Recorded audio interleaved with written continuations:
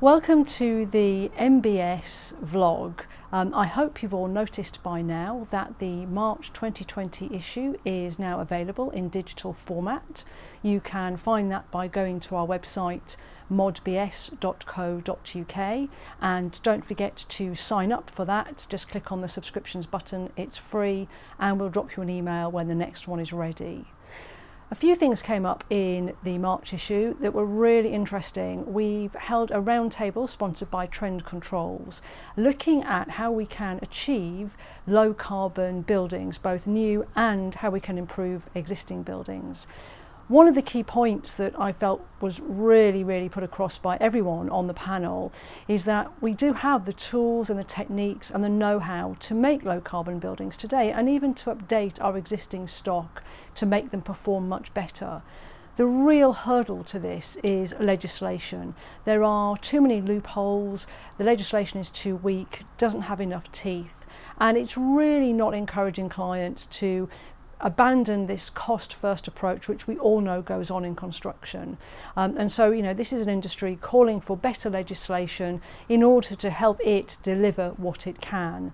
At the same time, in our news, there were groups of architects and engineers commenting on the proposed Part L, and they were saying exactly the same thing.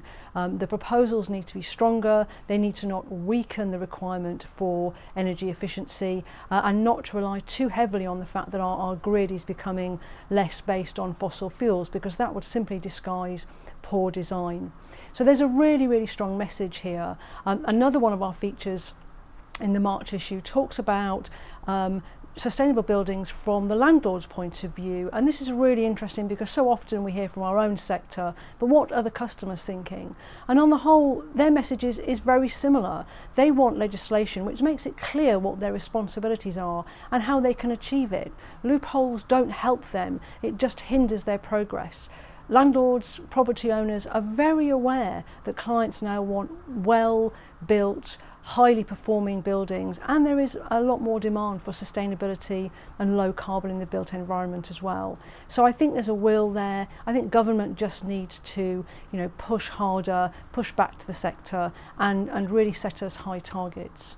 So that's all in the March issue. As I say, you can read it now. The hard copy will be on your desk in early March as well, but you can see all those stories online, and I look forward to speaking to you again soon.